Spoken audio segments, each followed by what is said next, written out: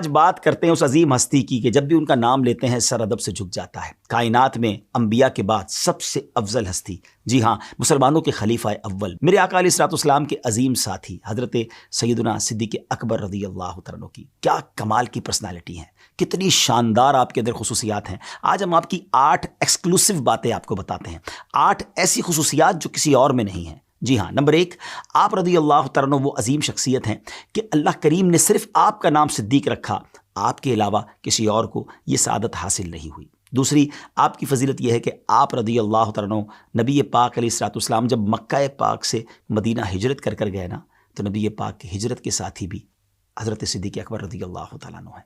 تیسری خاص بات یہ ہے کہ جب ہجرت کے دوران میرے آقا علیہ الصلوۃ والسلام غار ثور میں رہے 3 دن اور 3 راتیں، تو حضرت صدیق اکبر رضی اللہ تعالیٰ عنہ کو شرف حاصل رہا کہ وہ 3 دن 3 راتیں آپ نبی پاک کے ساتھ رہے۔ سبحان اللہ۔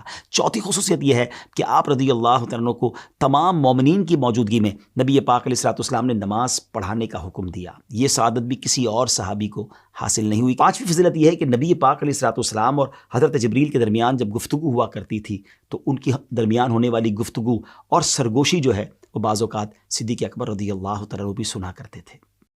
چھٹی خصوصیت یہ ہے کہ آپ رضی اللہ تعالیٰ عنہ نبی پاک علیہ الصلوۃ والسلام کے ایسے وزیر خاص تھے، آپ علیہ الصلوۃ والسلام تمام معاملات میں آپ رضی اللہ تعالیٰ عنہ سے مشاورت فرمایا کرتے۔